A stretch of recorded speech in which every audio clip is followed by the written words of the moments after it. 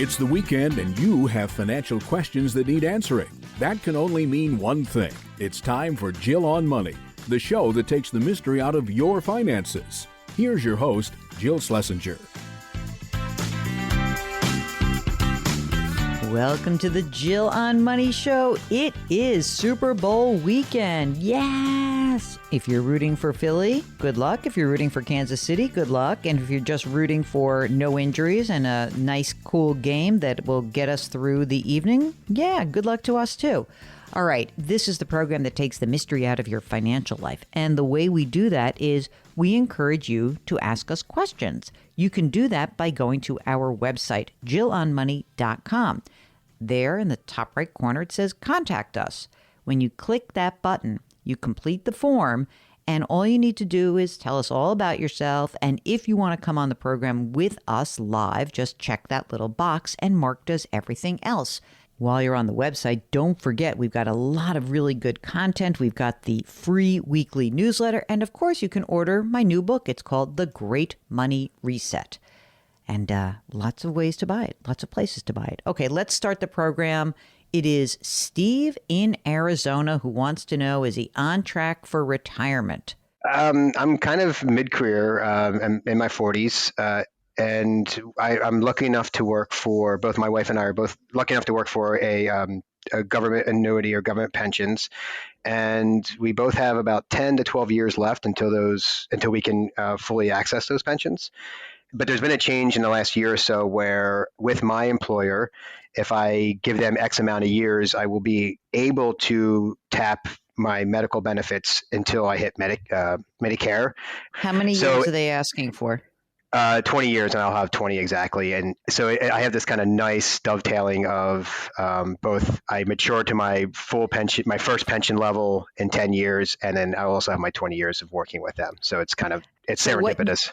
Okay, wait a second. So at what age will you get both of those things? About 55, so in about 10 years. At 55. Okay, got it. So at 55, you'll be vested for your pension. What would that amount be at age 55? At 55, it'd probably be just under $5,000 a month. Yeah, just about $5,000 a month. Actually, I can calculate the numbers. That's okay. So $5,000 a month. And then from 55 to 65, you're covered. You and your wife have medical coverage. Yep. Okay. And then we also get a premium benefit that would actually cover whatever my premium would be for that insurance as well Okay, fantastic. You said you're in your mid 40s. So you're both in your mid 40s? My wife is 39. Okay, so she's 39. What's her situation if she were to kind of keep going for her 20 years? She needs 12 years to get to her first pension cap. So she would be 51-ish. Is that what you said? Roughly about that. Yep. And she wants to be out in 12 years. I'm still on the fence of whether or not. It all depends. Her pension is how much at age 51? About $4,000 a month. Okay, so you're good. So you'll have $9,000 a month basically coming in. Yes. Right? Mm-hmm. Yes. Can you live on that? I believe we could. I kind of did a quick expense calculation, and I was looking at about $8,600 a month, and it's got a lot of extra fluff in there. I should note we have a daughter that is 8 years old. As part of the government system, are you included or excluded from Social Security? I pay Social Security taxes, so I believe I am included. So when you are your full retirement age, 67-ish, do you know what your Social Security benefit will be? So at my full, which would be 67, it'd be $2,800. My delayed to 70 would be $3,500. Wow. And what about your wife? I locked her out of the Social Security last night, but I did a quick estimate. I put in some wrong details. It's fine. But I did a quick estimate right before, and early for her is $1,700, full is $2,500, and delayed is $3,200. So, but she wants to be out, done when she's 51. And she has a whole side kind of career as a fitness instructor, and she would love to keep. I mean, that's her passion. She really loves doing that, and that's something she wants to pursue more, even as she gets older, as something that she would love to do on the side or as a second job. It's not like we're going to retire and not. And I want to start teaching as well. So we're both looking at second careers that will bring in some income, but not that we don't have to get up at 5:30 in the morning and drive 40 miles to work every day kind of situation. Right. Understood. You mentioned, I'm going to get to your other assets, but since you mentioned your 8-year-old kid, do you have money saved for education? 529 we started about 5 years ago. It's the market's taken a little hit, but there's about 18,000 in there now. I put about 200 a month away for her. My wife works at a community college, so she would be able to actually take classes early and get credits out early. We have. Look at you banging out your 8-year-old's college career by 20. Let's get her out of here. Let's go. Well, it's, we have to kind of think a few steps ahead. So, sure. But that's we have a game plan, obviously, and no plan survives first contact, but we want to just be sure we have all that kind of figured out.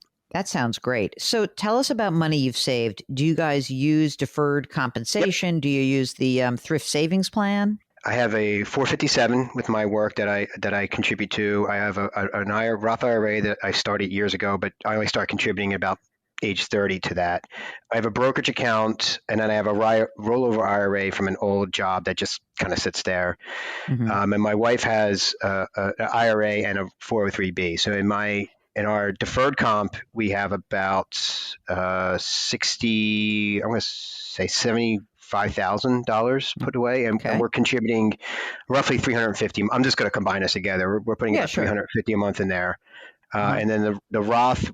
We're both now maxing out our Roths, and we have about 75,000 in our Roths as well. So 75. And what's in the rollover? Did you make the rollover IRA part of our deferred comp total? No, it's sitting in Vanguard. I rolled it over from Fidelity. It's just in a rollover IRA. I just wanted everything in Vanguard.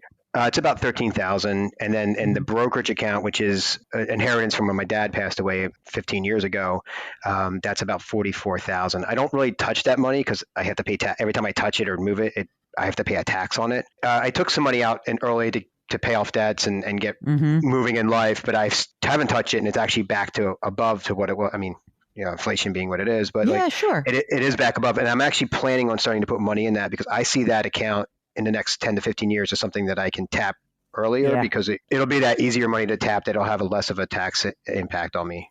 You're in fantastic shape, obviously. Tell us a little bit about where you live in Arizona. Hot real estate market. Do you own a home there?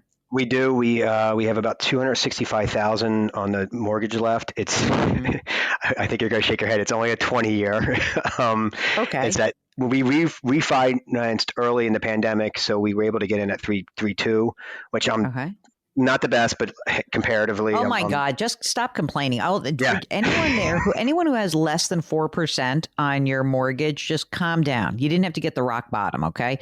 So you have a 3.2. How many years are left? We're paying above it, but I think I think 2045 is when it pays out. I'll have to take a look. Paying above it, you're making extra payments. Extra payments, yes. Stop making extra payments. Okay. Stop. We're going to build up that brokerage account, and that's what you're going to use. How much money are you putting in with extra payments? About 200. All right, forget that. A month. No, you're not doing that anymore. Okay. I just found $200 a month for you. How fabulous.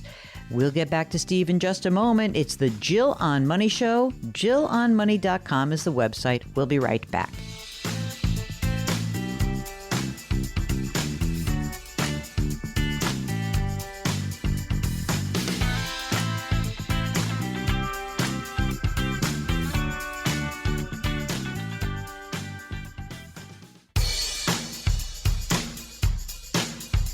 Do I invest here? Should I put my money there? Jill Schlesinger can help you. Back to Jill on Money.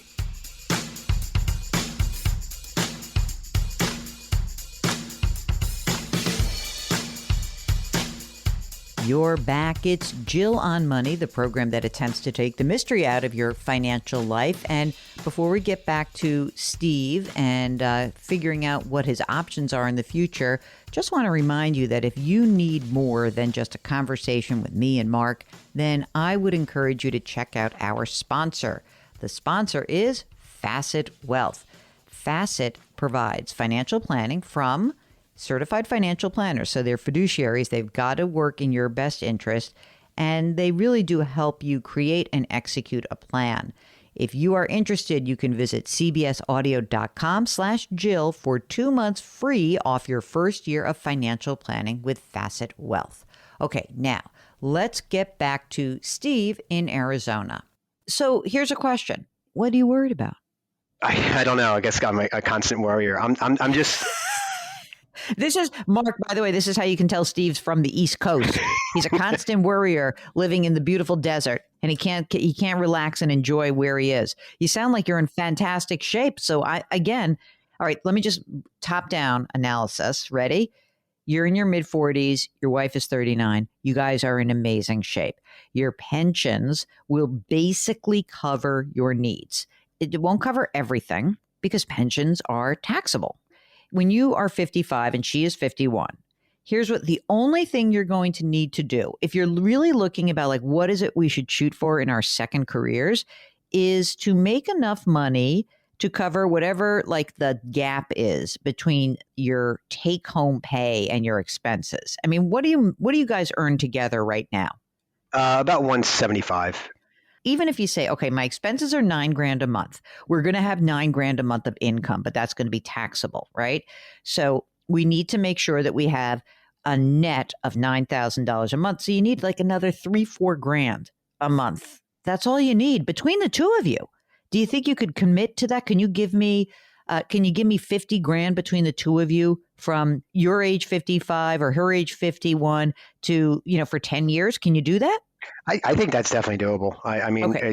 That's the goal is we love our side hustles. Well, I think more than we love our real jobs. So, I mean, that's amazing. And I think so that would be the game plan. Now, in the interim, just in case, here's a couple of things to remember. The $200 a month you're putting down on the mortgage, stop doing that. Put it into the brokerage account. Absolutely. You guys, do you get any sort of matches? I don't think so on your 457 or her 403B. There's no match, is there? I get a slight match that's a 0.5% of my yearly salary. So it's not much, but it's something. Okay. Like you don't have to, it's more important to me that you're maxing out your Roths than your 457 or even your wife's 403B. I mean, just put in enough to get the match. You can put some money in it. Even if you wanted to pull back a little bit, I think you said you're putting $10,000 or $350 a month. You know what? If you could do $200 a month, take the other $150 plus the $200 you were paying down on the mortgage, and you put $350 a month into your brokerage account. I think that's a great game plan because we want you to build up your liquid assets for that period of time in your 50s until you can claim Social Security. And again, I am not really worried. I think you guys, it sounds like you're going to keep making money. And you're going to keep making money for a while, but we want you to build up that brokerage account so you have it. You're going to keep investing, sort of putting your head down and saying like, okay, this is good. We're doing what we should be doing. If you can wait, obviously to age 70, you're going to be really golden, so, for those 15 years, even if you said 5 or the first 5 or 10 were making up the income between us, then the next group of years until we claim Social Security, we'll use our brokerage account and then we'll move forward. And then, or maybe we'll start pulling money out of our retirement accounts at that point because we'll be in lower tax brackets. We'll pull money out. We'll see. But I think that's kind of the game plan. Beef up your your general accessible liquid assets. Do you have an emergency reserve fund? A little bit. We tapped into that when we did some house repairs over the last 2 years. So we're working on rebuilding that up now. Okay. I mean, look, I would much prefer you have an ample emergency reserve, a big, like a nice, delicious brokerage account, with a couple $100,000 on it before before you guys retire and begin your next phase. Now, do you think at your age 55, you're like, I'm out of here? Or do you think there'll be some transition? Well, so like I said, my wife has 12 years and I can hit 10. I may stay as a mutual pact with her that I will also work for 12 more years to just kind of like we both go out at the same time. So I fully anticipate staying 2 more years, which would then bump the pension up a little bit because it's an age multiplier effect. I mean, the kids, 529 is a little light. If mom can pop some moolah in there, that would be great. You guys can keep putting some money, that $200 a month, that's fine. let's see where things stand. And are the side hustles creating any income right now for you? A little bit for my wife. Mine it's about 6,000 a year extra. Okay. Why don't you take your side hustle money and pop it into the 529 plan? Okay, I can start doing that. Just because once you get the emergency reserve built up. And do you guys have life insurance? I have term life insurance right now for myself, not for my wife. We don't have whole or any kind of long-term care. And Why doesn't she have life insurance? I haven't gotten to it yet. I should probably get on that. Jeez. I know. Yeah, let's get her. How much do you have? About 300,000. What happens to your pension if you were to die? Does she get some spousal benefit? So you can take a reduction. So there's a joint survivor. There's a 50%, 2/3, and 100%, and it basically would reduce me by a few $100s a month. We're probably planning on doing some combination of that joint survivor. Okay, that pension. makes sense. Just because you're older and you're a man. I totally understand. I actually wear. And what about her pension? Do you have a survivor benefit on that? We were in the same system, so we can make the same decisions at that time for sure. If she can buy some cheap term life insurance, just literally for 10 years until the kid's set, I think that would be worthwhile. What else do you have for us? What do you need? Well, so one of the things is one of our decisions is we actually want to leave Arizona when we retire, and we were looking at places like. That you're going to probably shake your head, Vermont, and maybe even living abroad, cheaply abroad at a time, because that's just something we've always wanted. That's a goal for us. Okay. I mean, to do that when you're young is great. Can your wife be a personal trainer in, let's pick a place, Mark. How about in Sicily? Could your wife be a personal trainer there? We'll be okay. I have friends in Calabria, so we easily go over there. Oh, now you're talking our language. As long as you can. All right. So you sell. If you're going to do that, chances are you're going to have to sell your house. So kiss your beautiful mortgage goodbye. But that's okay. Yeah. So you have the money to do that. I mean, that's fine. Any of those big decisions, if you're willing to sell that asset, and you're willing to live on, generally your $9,000 a month of expenses, then fine. Again, we have like the pinky swear. You're going to work for those extra 2 years. You're going to put some extra money away. You're going to build up your liquidity. You're going to sell the house. Yeah, go do it. Okay. Go do it. Now, of course, last question. Estate planning? We have a will, and we have a will already established. We did that years ago. We probably worth rechecking, but everything is passes on to my daughter. Okay. We set that up, and we have we have done the healthcare proxy, power of attorney, all that power of attorney nonsense. stuff. Yeah, great, fantastic. So I think I am giving you the blessing. I'm very excited to hear about what happens next. Of course, anything that we can do to tap into your future living abroad perspective, careers that we can help you with, and then maybe benefit from. We're there for you, man. We're there for you, okay? Thank you so much. It's a real mitzvah. I really appreciate it. If you need some financial handholding, a boost, a little bit of a confidence burst, why don't you give us a holler? It's jillonmoney.com. That is the website. Click the Contact Us button. And when you complete the form, we would be happy to figure out how to get you on the air. Mark does all of that because he's the best executive producer in the world. You see, I say it every time because it's true. Jill on Money. We'll be right back.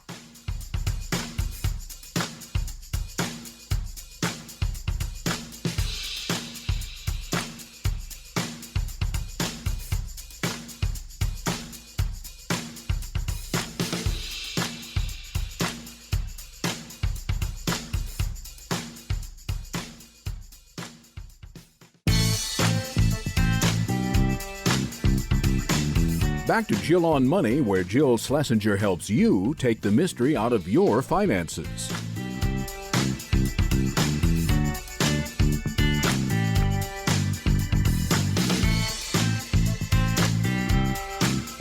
You're back. It's Jill on Money. We are here answering your financial questions, probably before you start listening or watching the Super Bowl, which I hope you enjoy. If you need some help with something going on in your financial life, maybe a little bit of a hand-holding mission, maybe a way to open your eyes to see what's in front of you, maybe it's a way to figure out how to reset your life. I wrote a whole book about that. You can check it out on the website. And while you're on the website, don't forget to sign up for our free weekly newsletter and check out all the content that lives there. There are videos from my television appearances and a resource section that we always like to populate with any suggestions you might have. Again, that's at jillonmoney.com. Okay, let's get to our next listener. It is John from Washington State. He said that he's nervous, but you know what? John, you're among friends. This is a community that is very supportive of one another. So tell us how we can help you out. Oh, thanks. I really greatly value your time and your opinion. So my wife and I have been avid RVers for 20 years, and we were determined to retire at the age of 62 and divide our time between our home in Washington and on the road. And we purchased our retirement RV in February of 2020. And then in September of 2020, my wife was diagnosed with a terminal illness, and she passed away in August of 2021. Oh my God, terrible. I'm so sorry. Oh, God. So I've been wallowing in self-pity and regret. And then I heard your interview with Daniel Pink on the power of regret. And so I'm now determined to make a plan and explore my future options. So that's what brought me to you.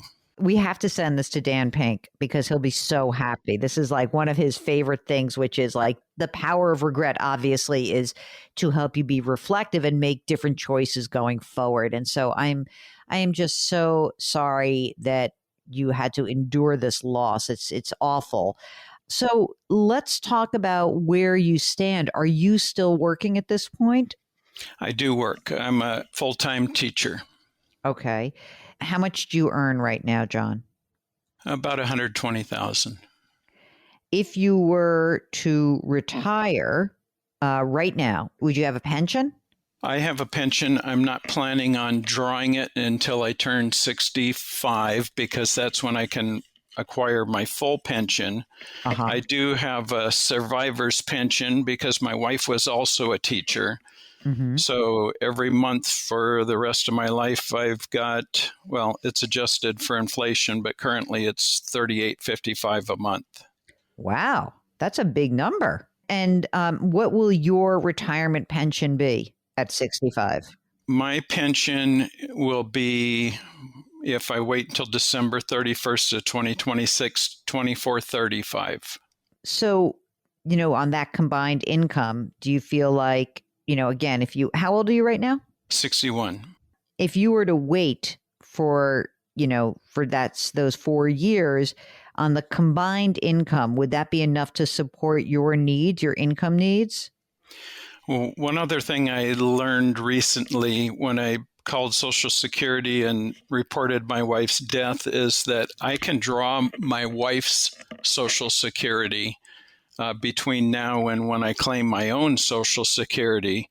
It's not money in hand right now, so I'm not spending as if it was coming in, but I was told that I can receive $2,100 a month from her Social Security. But you can. That's not like, oh, I wonder if. There is a survivor benefit for sure. Okay.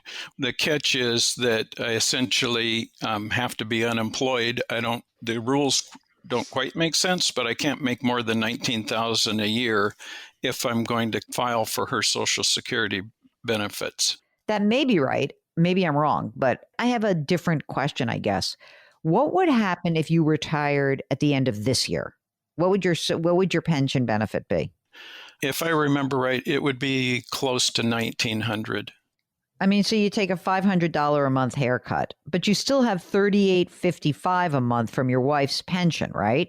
Right. The other thing I did too to bridge the 3 years between retirement and drawing my pension is I've been saving cash. Mm-hmm. So tell me about the assets right now. So I've saved up about $180,000 in cash. Wow. And then I've got my investments that I've been making while I've been teaching, my wife's investments that she's been making. So the two of us investing in our state programs. have put away about $755,000. And that's in pre-tax retirement accounts, right? Correct. Okay. And then many years ago, we also started investing with Edward Jones, and I've got another $665,000 with them. I mean, you have tons of money. So here's the question. I think you can stick to your plan and go be an avid RVer yourself. You can do what you want. There's like an embedded issue that I'm hearing in you, which is like, I have to maximize my pension. I have to do this. You don't have to do anything. You don't. Because as I see it, even if you don't collect her Social Security, whatever, you've got plenty of money. How much money do you think you would want to spend on an annual basis when you retire? I really haven't thought that far ahead. I know my break-even point right now is about $2,500, and I have to plan in another $765 for healthcare. Let's pretend something. Let's do a thought experiment. 2,500, let's say 1,000, another 1,000 for healthcare. Okay, just for now. Then let's say, how much more for fun? Your break even when you're talking about just like your food and your like utilities, like that's where you are, right? Yes. Okay. We'll get back to John in just a moment. You know, there are so many things in life that occur that might maybe encourage you to take a different direction for yourself, a different path, as we're hearing with John. And if you find yourself, whether after a loss or maybe it's an occasion to reconsider your options, get in touch with us. JillOnMoney.com. We'll be right back.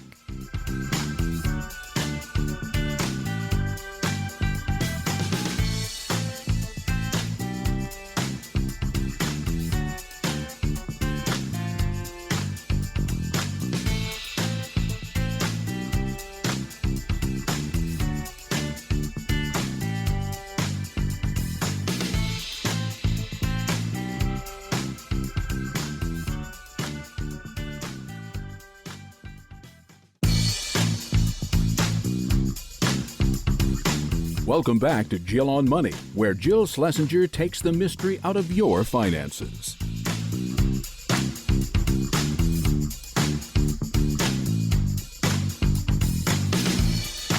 You're back. It's Jill on Money, and I am CBS News business analyst Jill Schlesinger. I'm also a certified financial planner, and Mark is running the show. He is also a certified financial planner. We don't really do that for our real lives, meaning we don't work in the financial planning industry. We're media people, but it certainly helps in these conversations that we have with you about your financial lives and what choices you have ahead of you. So if you've got a question and it's maybe kicking around, maybe you're contemplating a big change, maybe a big money reset, a great money reset, like my book, just give us a holler. Go to JillOnMoney.com, click the Contact Us button, and we would love to get you on the air. Right now, we are returning to John from Washington State. Do you think if I said $5,000 a month, does that sound like a lot to you or a little to you? That sounds like a lot. All right, good. Let's use $5,000. So right now, if you wanted to essentially say, call it quits at the end of this year, you could easily on $5,000 a month. I mean, you have plenty of cash. You have money in brokerage. You have money in retirement. You could spend it down. You could have fun. Now, you may be freaked out by that, but I'm going to tell you right now, you have a get out of the workforce free card to play if you want to. In terms of feeling pity or whatever, you are allowed, you are entitled to have a grieving process. And I think that for a lot of people who lose a spouse so young, it is disorienting, it is exhausting, and it's hard to do anything besides feel sorry for yourself and just feel rotten. So that is normal. And that may continue for a while. For some people, having the workplace is a way to kind of maintain like some normalcy in your life. Do you think that that's kind of where you are? Yes, that is true. But just as an experiment, this past summer, I spent the entire summer in Oregon RVing, and I actually really enjoyed it. It's the first little bit of fun I've had in a year and a half. Oh, come on, dude. Let's do it. Let's do it. How much notice do you have to give? We roll up to the next year in August, so I just have to let everybody know before August, but I would do it well before then because my position is difficult to replace. So, Mark, do you agree that John should move on and have some fun? Financially, there's absolutely no issue. This is just, when the time is right, the time is right. So here's what I would say to you. You're doing what you should do. I do think having, and by the way, if you retire at next year when you're 62, right, you'll have income because you're going to have, if this 19 grand rule is real, which I really can't remember this, but I could have sworn that a survivor benefit is not limited, but it may be until you reach your full retirement age and you are working. And I don't know if pension income counts. So I would have an appointment at a Social Security office to just, let's close the loop on that. Let's say you do not get her Social Security. You're receiving her survivor pension right now. Let's say in a year from now that her survivor pension, the $38.55 a month, plus your own pension, which let's call it $2,000 a month, that's taxable. I get it. It's, $5,800 a month, but use your cash to bridge that gap and don't look back. You can do this. So do you think that you could give yourself permission to do this after your experiment in August? I would encourage you to do it because I think that it could be that this is part of your healing process.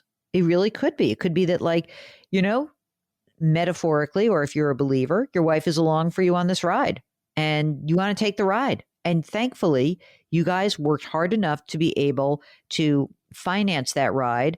I'm sorry it will be just you in the beginning part of this, but you never know. Things could change. And I think you got to do it. Or at least I think you should give yourself permission to do it. thank you. That's what I'm looking for. All right. Now, you said that your wife was your cheerleader and your co-planner. And Mark and I would like to be both your cheerleaders and your co-planners in her honor. And I think that if you have the wherewithal to do it, we'd love to have you do it. Send us a picture of your RV and let us know what happens in terms of how you move forward through this process. Okay. I'll do it. It's I was reading a lot of stuff recently because I have a very dear friend who died at the age of 60 at the end of November. And I've been reading a lot of things about grief. And I want to tell you two things that really resonate. Anderson Cooper has an unbelievable podcast about grief that he released. If you feel I'm sitting on my pity pod or self-pity, I would listen to that podcast. I think it's amazing. And also just give yourself permission to let this process move on and don't judge it. Those are my two things to tell you. Just let it be. You will experience different things at different times, but I think that you are sounding like you're ready to make a big decision, and we would love to see you do that and move through this process. It's not over. It's like a process, right? So you're just moving through it, and this will be your next phase. And we are looking forward to see what happens next for you, okay? Thank you very much. If you, like John, are contemplating something big in your life and you need some help, we would be delighted to assist you. It's really an honor, frankly, that you guys bestow upon us. So we know that and we appreciate it, and we're quite grateful that you entrust us to do that. So go to JillOnMoney.com, click the Contact Us button, and do let us know if you'd like to join us on the air live. Jill on Money will be right back.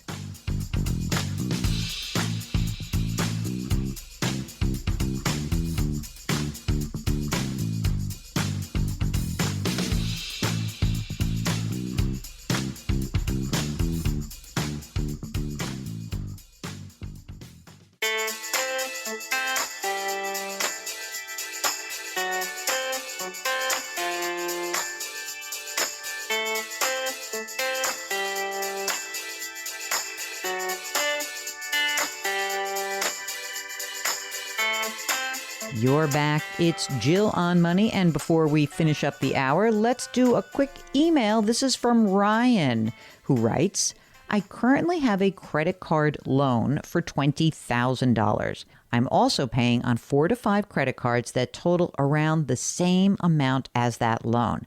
And I'm also paying off my student loans. Oh my gosh, there's a lot of debt here. My wife and I are expecting our first child this July, and these loans and the debt has really made it difficult to plan and save for the future. I have a full-time job and work from home, and it pays $97,000 currently. It just seems like I'm struggling every month because of these bills. What should I do first to help us save money and help tackle these loans and the debt that we've accumulated? Well, I think number one is you really have to check out how much you are spending on everything. And I mean everything. A detailed analysis on your spending, your consumption. Make sure that you try to delineate between the actual things you must do and the things that you just sort of want to do. So you need to know what that number is. You need to know what your monthly nut is. And then what you need to do is look at all the debt that you've accumulated and rank it. Rank it by highest interest to lowest interest. Presumably the credit cards have the highest interest. And if you can squeeze a little bit of money from your budget, you want to start paying off a little bit extra on the highest interest notes and just pay the minimum amount on everything else. The other thing that you might want to consider, since you're talking about student loans, is I don't know if these are federal loans or not. Are you actually going to be able to get the forbearance if they're government loans? If you are, that's great. And if they are some sort of private loans, is there some sort of consolidation that you can do? I understand that the struggle is real that you are feeling because this is a lot of debt. I'm very concerned that you are feeling out of control around it. So maybe give us a holler back and we can drill down on what else is going on in your financial life. Oof, that's a toughie. All right, it's Jill on Money, and we are going to have a whole nother hour of fun Super Bowl weekend. Jill on Money. We'll be right back.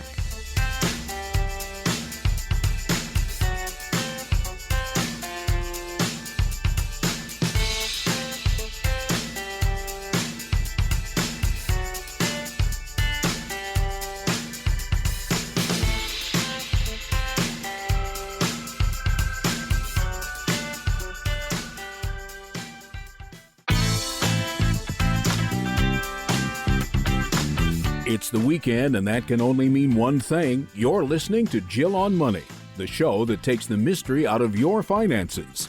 Here's your host, Jill Schlesinger.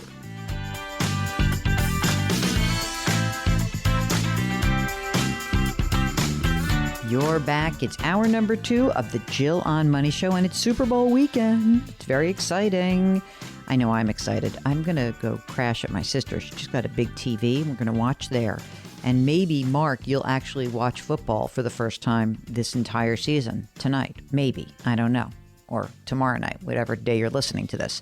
Anyway, this is the program that takes the mystery out of your financial life. And if you have financial questions, if you are considering doing something different in your life, if you're maybe seeking a new career, maybe you're thinking about going back to school, maybe you're trying to help figure out how to pay for your kids' school, whatever it is, we'd love to hear from you. Go to our website, jillonmoney.com. Click the Contact Us button, complete the form, which is just an email that'll come to us. At the bottom of the form, it says, would you be willing to come on the air? And when you say, yes, I would be willing to come on the air, Mark does everything else.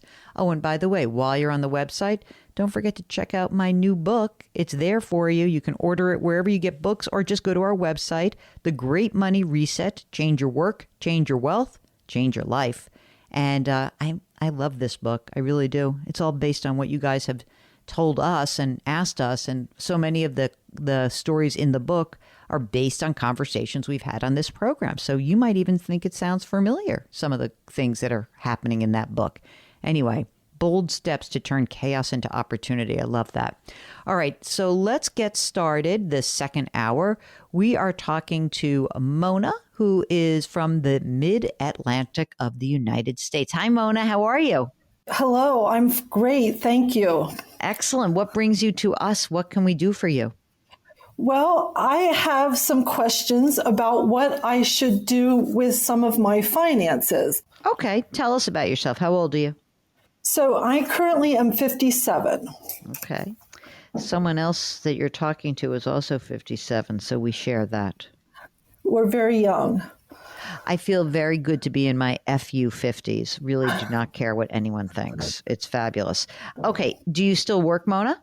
Yes, I do. I work full time and I teach at a local college, and then I also teach a couple classes part time. Wow. Do you like it? Is it a fun job to have? Have you been doing it a long time? Yes, I love it. I love working with the students. I'm not so keen always on the administrative side of things, but I love teaching. I love seeing people, whether they're traditional age students or returning students in terms of adults or career changers, just sort of blossom and find their way into careers and life journeys. That's so nice. How much do you earn as both teaching at this college and the adjunct stuff? Sure. Total income is I earn about 100,000 at my full-time position and about 25 part-time. And is that a good chunk of money for you? Is that covering your needs? Yes. Okay, great. And do you contribute to a retirement account through work? I do. I have a 403B at my full-time position, and then I've been contributing to a 457 at my part-time. Okay. How much money is going in? So you're making 125. How much goes into each of those plans?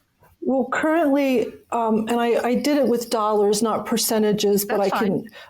Currently at the full-time position, it's about $850 per pay period, so times 24 times per year, and $350 at the part-time. But that one is more just when I'm teaching, so it's extracted. So if I'm not teaching or being paid, then that's not taken out. Okay, but that's good. Right now, in the bigger plan where you're putting $850 per pay period, how much is in there? About 600,000. Wow. All right. So you're almost maxing that out. You're putting in like the statutory limit, but not the catch up contribution in the 403B, which is fine. That's great. 600,000 is great money. And what about in the 457? How much is in there? It's about 50. I haven't Great. been doing that very long. Don't be sheepish. This is good. And how much in other stuff? So let's do the easy stuff. How about money in the bank? Sure. Currently, I have in terms of cash, I have about 250,000. Holy smokes. What's that? Just like you just had, does that give you comfort? Did you hit some portion of the lottery? What's with the 250? That's a big number. It is. I've always been rather heavy in cash, but so about 100 of that was there. But I was lucky enough to have a friend of mine give me a lump sum of money. Wow, that's good. Okay, so 250 in there now. Normally it's 100. So, but that's good. And do you have any other investment accounts or any other holdings that we should know about? I do. In one brokerage account, I have 150. And in a second brokerage account, I have 1.25 million. Oh my God, Mark, this is like, hello, 1.25 million in a brokerage account. Oh my God. That's unbelievable, girl. And I have about 250,000 of IRA BDAs that I need to know what to do with. IRA BDA. The beneficiary distribution account. How much money do you actually need to live on? Because you're putting away a lot of money right now. And it appears just from like the way you're saving, it would appear to me that of the 125 grand or so that you make, you're probably only living on what, 70 or 80 a year? Probably closer to about 100,000 total, I would say, just because I have a expensive hobby. Oh, all right. I love expensive hobbies. Okay. So $100,000 a year is your need. Now, through either of these jobs, will you be entitled to a pension? No. And how much longer do you think you want to work? So your book, The Great Money Reset, I'm okay to keep, I like to work. I like what I do, but I also know that life is short. So I'm fine to keep working forever and ever. But I also know that there's a big world out there. So I don't really know the answer to that question. Okay, so, that's fair enough. That's good. Now, Mona, are you single? Are you partnered? Are you married? Is there someone else in this picture? I do have a partner. Okay. And does your partner earn money, or are you the main wage earner? No, my partner also earns money and is employed full time. Okay. Do you keep your money separate, or should we like incorporate partner's stuff in this picture? You can incorporate. How much does partner earn? About 85. Okay. And savings for the partner? Is included. That was the amount I gave you. That's the total. I got you. Okay, gotcha. Okay, perfect. And same age-ish? Yes. Okay. So you guys make a bunch of money, you save a bunch of money, you have a bunch of money. Do you have a home? Yes. How much is that home worth? I think it's about 630. Do you have a mortgage? Yeah, about 300. Do you know the rate on the mortgage? Because I refinanced right at the start of the pandemic at like 2.75. Come on, right? Unbelievable. We'll get back to Mona in just a moment. It's the Jill on Money Show. JillOnMoney.com is the website, and we'll be right back.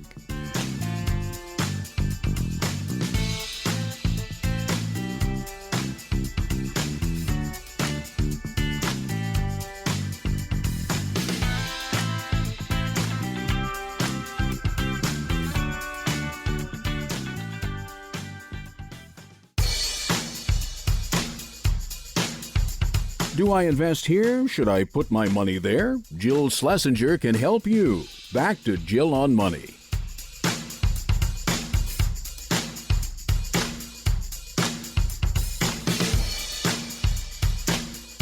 You're back. It's Jill on Money, and we are trying to answer your financial questions. And, sometimes having a 4, 5, 7-minute conversation with us is just enough to get you on track. However, we also understand that you may need more assistance than just a simple conversation with me and Mark. Maybe you are actually seeking the help of a financial professional. And if that's the case, we encourage you to check out our sponsor, Facet Wealth.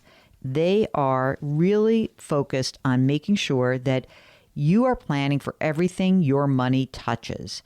They also are very clear that in terms of the way they think about financial planning, they want to help you live well, not just accumulate assets. So if you're interested in personalized financial planning that advocates for you and is offered at a fixed fee, you can check out Facet Wealth by visiting cbsaudio.com/Jill, and you'll get 2 months free off your first year of financial planning with Facet Wealth. So go check it out. It's kind of cool. All right, now let's get back to Mona, who is on the line from the Mid-Atlantic. So what's the genesis of this call? Like, What is it that you think you need that you're not doing? Because you seem to be in fantastic shape.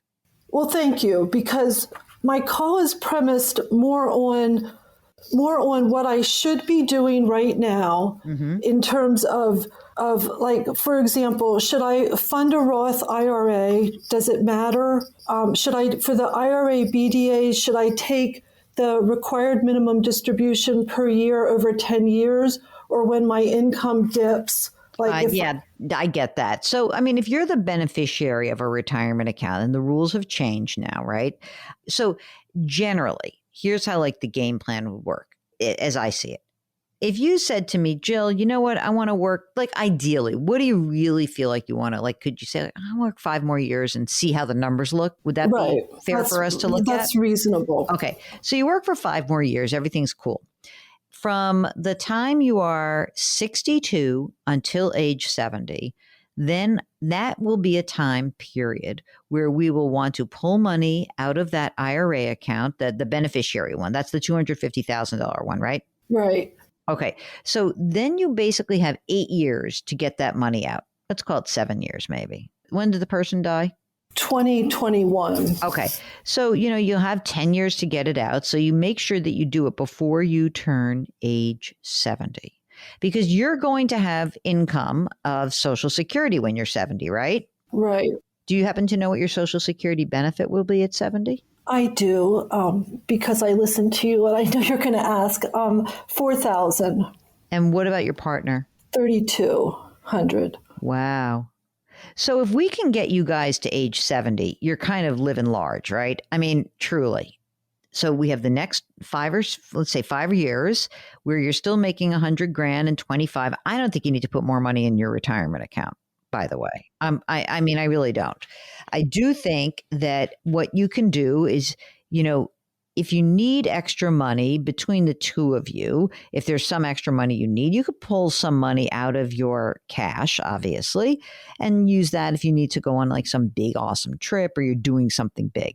Beyond that, I would just keep stockpiling some cash, and then you retire, and then you pull money out of that IRA BDA. That's a portion of it. Even if we just said you did 50 grand a year from that for 5 years, let's say, okay? And then you're going to use some of the money that is in the bank/brokerage to fund whatever else you need until you're age 70. That's really what you're going to do. That means, though, we have to be clear. If you need $100,000, let's say together you guys need 100 grand a year. And we know you're going to have 50 of that will be pre-tax from the beneficiary IRA. You'll have to come up with, let's say, another 60 or 70 grand somewhere. And that would be cash, brokerage, right? And you just live on that until you're age 70. And then once you guys claim Social Security, you don't need that much more money. If you pull 3% out of 1 million, like you said to your viewers a couple of times before, can you do that forever or only for 30 years? So it's because it's constantly. No, you could probably you could do it every year. It's just that what happens is the 3% may not cover what you need, right? I mean, it's sort of like a safe way to hopefully not run out. But you don't have to just do that from the brokerage. You'll have your 401, 403B, and your 457 also. You have plenty of money. Honest to God, you have plenty of money. What's going to happen is, if we get rid of this IRA, the beneficiary IRA, before you start claiming Social Security, you will then have to start taking money out of your retirement account at some, let's call it age 72. Maybe it's going to be 73, 4, 5. We don't know. And you'll have to do that. That'll be your required minimum distribution, right? Right. Okay. Whether it's Roth or not. No, Roth, you don't have to make it. The thing is, if we convert you to a Roth, then I got to burn up your cash, and you like your cash. I already know this because you've said that. You're like, I like my cash, right?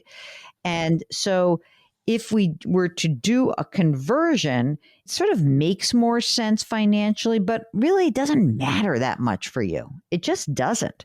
So if you were 72 right now and you had $650,000 that was in a retirement account, your required minimum distribution would be about $24,000. Okay. It just so happens that I look at that and I say, oh, you know what? Like if you were receiving $24,000 in a required minimum distribution, you were receiving the 2 Social Security checks totaling $7,200 a month. You probably are pretty close to meeting your needs. You could essentially live off your RMDs and your Social Security and dip into your money whenever you need a little fun time, a little something in the house, or, whatever it is. And you're good. You're good. What's your opinion about, or your feeling about risk? Like when we look at that brokerage account or in your 403B, are you risk averse or are you fine with risk? I love risk. No way. I'm totally risky. Yeah, heavily. Yeah, I'm very comfortable with risk, which is actually a problem given my age, but I totally feel the market's going to come roaring back, and I know it dips and goes up and down, but I have it in basically the S&P and then some small cap value and then some individual stocks, which I know I shouldn't have it in the individual ones. And that's okay. I mean, if you don't have a lot in the individual, it's fine. It's totally fine. Mona, you're a player. So at this point, because you are heavily invested and you are a risky investor, I am inclined to keep your that cash that you have. You said you had 100, but now you have 250. I'm inclined to just keep that cash on hand. Okay, I agree. I feel comfortable with that. I love this. I am so blown away. I'm so happy about this. Do you feel like at this point Now that before you came on the air, you said you were nervous, but like, isn't this totally awesome? Like, you're in great shape. Imagine if you had to come on the air and I was like crushing all of your dreams. It would be terrible. You're in such good shape. What were you ever worried about? It is totally awesome because I think, you spend your whole life working and saving and trying to invest where you can. And then you have something, and then, what do I do? So this helps me to sort of calm down to see what's possible. So thank Here's you what for I can that. tell you. What I can tell you, Mona, is you can do whatever you want. You are in such good shape. Are you and your partner, are you married? Are you officially married or not? No. Okay. Do you have your estate planning done? We had a trust put together. Good. If you want to know whether or not you're on track, whether you need to be taking different actions, how you can plan for big changes in your financial life, you should get in touch with us. We are at JillOnMoney.com. That's the website. You can click the Contact Us button. We'll get your note, get you on the air, talk through whatever is going on, and maybe guide you, maybe tell you to go a different direction, or at least lay out options. Jill on Money will be right back.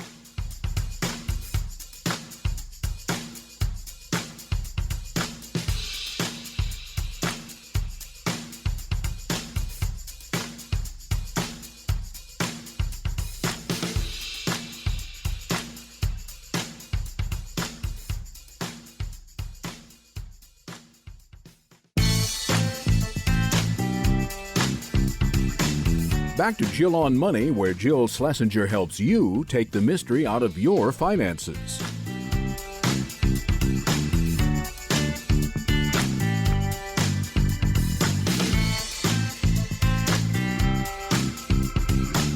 You're back. It's Jill on Money. Let's get to another question. This is Sin from Pittsburgh. Hello, Sin. How are you, and what can we do for you? Hi, I'm good. We're just trying to figure out how we're going to let me retire and we can live on what we have till I can start collecting my Social Security and when I turn 70. All right. How old are you now, Sin? I'll be 66 at the end of right when this is recording. Oh, my God. That's amazing. And you said a we. Is there a partner or a spouse? Yes, my husband. Mm-hmm. And how old is he? He is a year older, but a year and a half, probably 60. He'll be 68. 68. Yeah, 68. Oh, there he is in the background. I love it. Are so you guys are both working full time right now? No, just not. I am. Okay. How much do you earn? 65,000 usually. Okay. And he's retired, and is he collecting Social Security? No. So you guys are living on your 65 grand a year? Yes. What's his Social Security benefit at age 70? Mine will be roughly 23, and yours will be almost 37. Oh, and yours would be 3,700. That's good. How much do you guys need to live on for real? Is it that 65? Do you kind of like after tax spend all of it, or are you actually spending more than that and dipping into savings? What do you need? No, because I actually put the match of 26,000 into a 401 from work. What? So. Wait a minute. Yeah. You put in $26,000 into your 401k right now? Yes. So you're hardly living on anything. I mean, essentially, you're telling me you're living on like $3,000 a month or $4,000 a month, right? Yeah, that's about right. Oh my God. Well, we know you're good. Okay, let's talk about that 401k. How much do you have put away into that 401k right now? Well, we have several different ones, so you run it down. About, however you want to run it through. You'd let me know. Yeah, it's about 800,000 right now. Those 401k accounts have not been taxed yet, right? No, they're all traditional. Okay. Yeah. And what about non-retirement money? What do you have saved up? Yeah, I have like 120 in cash, but then I do have the I bonds out there. 60,000 in my I bond. I love the background voice. It sounds like it's like the money whisperer. Like he is, because he's the one that picks everything I do. All right, that's good. This is great. Do you guys own your home? Yes, I own this one, and we rent one out that we own. Oh, really? Tell us about the rental income. How much does that provide for you?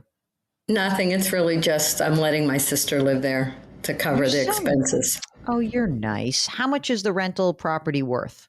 Close to 150, 200,000, I think we should be able to get if we needed to. But you don't need to right now, right? No. How much is your primary residence worth? I'm hoping at least $1 million. Wow. Because it's on 12 acres, so I'm hoping that. Are you going to sell it, or are you like sitting on all that equity? Well, that's what we were planning on doing, but we weren't sure. We were thinking my sister eventually is going to want to move out, so we were thinking maybe we'd move into the smaller place and then try to sell this one. I love this game plan. First of all, you can stop working whenever you want. Really, just like relax, girl. Seriously, you really are fine. Do you like working, or are you just fried? No, I like working. I'm afraid I wouldn't make it at home every day with my husband. So. Do you know that he's sitting right next to you? I don't know if you know that, but you just slammed him. Okay, I love it. Well, all right, you're in great shape. You know that, don't you? Do you have a sense? You're in great shape. I mean, first of all, your Social Security is going to cover your needs. That's number one. You'll have $6,000 a month coming in, and you only need $4,000 a month. So that's number one. Number two, you have nice chunk of cash that's available. And by the way, if you wanted to retire right now, I'd be okay if you started pulling some of your money out of the 401k account slowly but surely and use that to live on. That's fine. You have more money than you need. I mean, do you have kids? Do you have some bust out relatives you have to pay for? Like, what's going on? You're in great shape. No, the kids are all married and have their own places. And are we worried about your sister? No, I think she's going to eventually move in with her son. So I think she'll be okay, but we'll be there in case she doesn't need all right, to do you're it. Very nice. You're in great shape. And, you know, the money that has not been taxed in that 401k, all right, let's just pretend you give yourself permission to cut down or, you know, if you needed some extra money, use your 401k. In fact, I would stop putting money into my 401k if I were you. I would just put the money in cash. I really would, because having an extra little chunk of money until you make the change from selling your primary home and moving into the rental, you know, having a little extra cash could be good. But you can use your 401k to live on right now. You could pull out money. You could take, let's say you stopped working. You could literally say, I'm going to pay myself $65,000 a year from my 401k for the next 5 years. You can pull the money out. And you might say, oh no, I'll be left with only $500,000 in that 401k. Who cares? Because you have a lot of money. You really do. I mean, this is, of course, predicated on you basically selling your house, moving into your rental. But even if you didn't do that, you'd be fine. This is like one of these cases where you've done an incredible job of saving. Your Social Security benefit at age 70 will pay for what your needs are. So now you're just kind of like, well, how do I manage my tax liability of this 401k? How do I manage the tax liability of these two properties? If you sell your primary residence, you'll have some tax that's due, right? Because what did you buy the house for? Pretend like you've added some money to it, but what did you buy this place for 1 million years ago? We built it, so really zero. Whatever. Well, let's say the cost of it, like your cost of construction and everything. Let's pretend it was, I don't know, $100,000. Well, no, he's probably saying 600,000.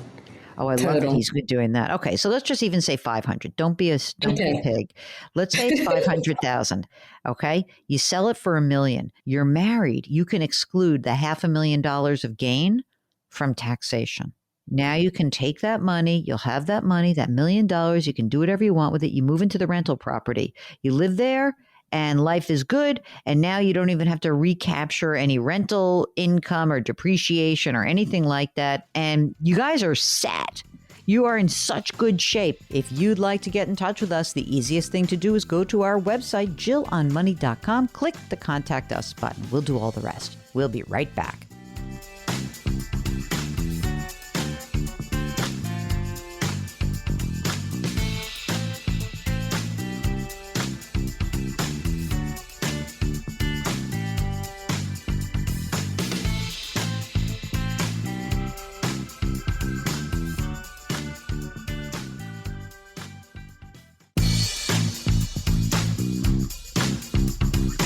Welcome back to Jill on Money, where Jill Schlesinger takes the mystery out of your finances.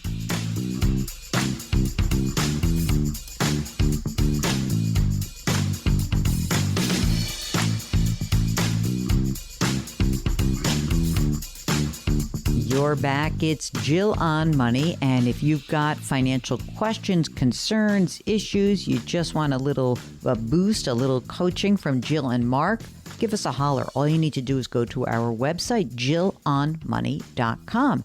There you will see a Contact Us button. When you click it, a form will pop up and you populate the form, meaning just ask a question. It's an email. And if you're willing to come on the air with us, that's totally great. We love when people come on the air live. But otherwise, just hit send.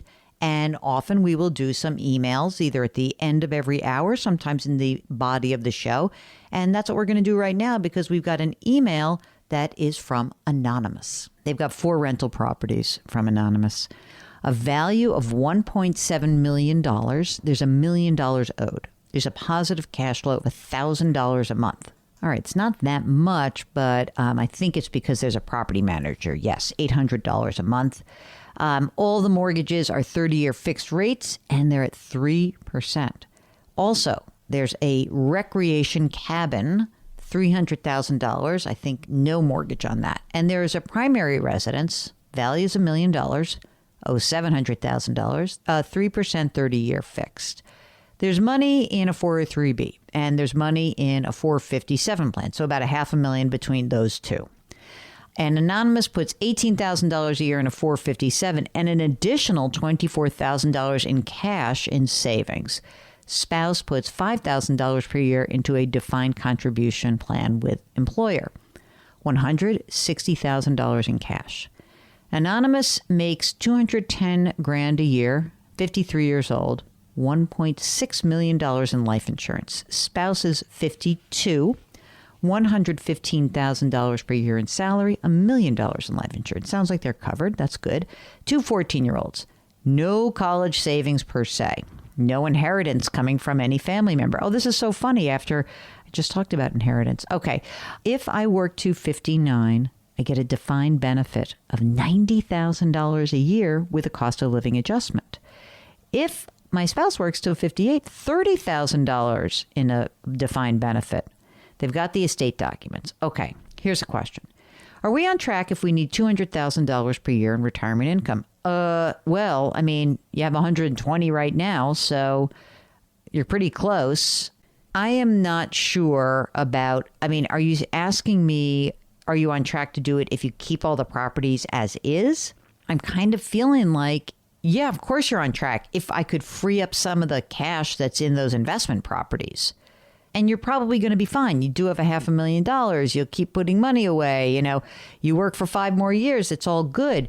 But, just to be clear, gang, what you should be thinking about in terms of like what your money can spin off for you in income, it does fluctuate, right? Because they're going to get $120,000 in a benefit. They need another 80. I don't know. You didn't say whether or not you get Social Security. I'm not sure just because of the nature of the assets you own. It makes me think that maybe one of you might have a windfall elimination. I don't know. So if you have Social Security, maybe you're really part of the way there and it's no big deal and then it's a no-brainer. Without Social Security, I don't know, because I don't know if you need $200,000 net or pre-tax. I don't know if you are willing to sell some of your real estate or not, but I think you're pretty close. I don't think that's the big deal.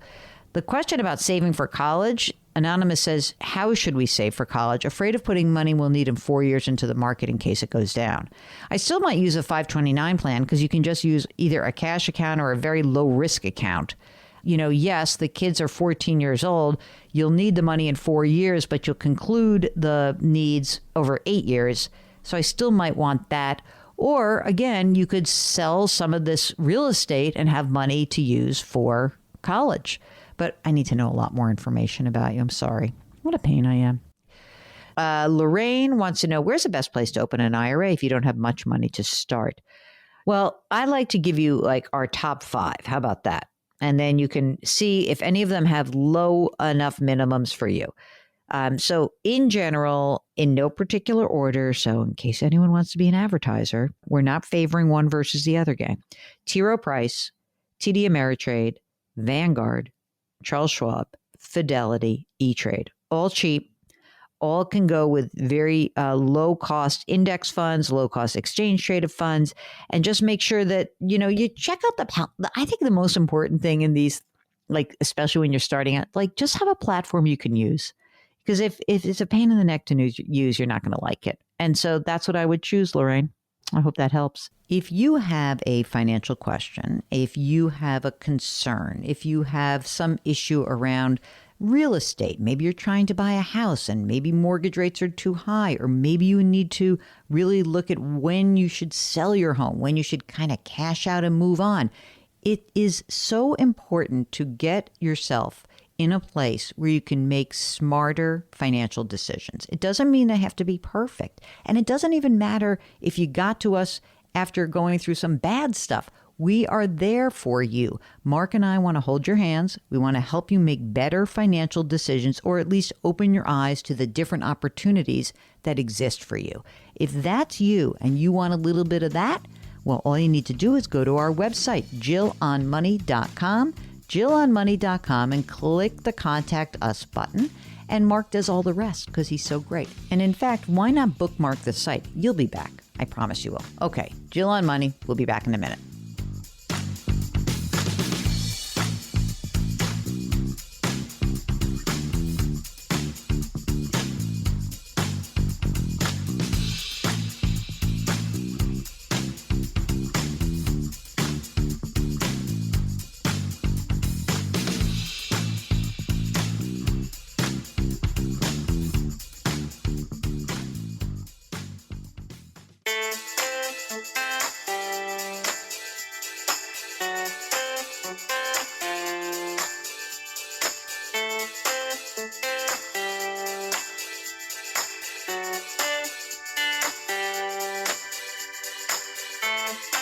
You're back. It's Jill on Money. And before we conclude the program, let's do a quick email from Sarah, who writes, "We are saving aggressively for our boys, 6 and 2, in their 529 plans.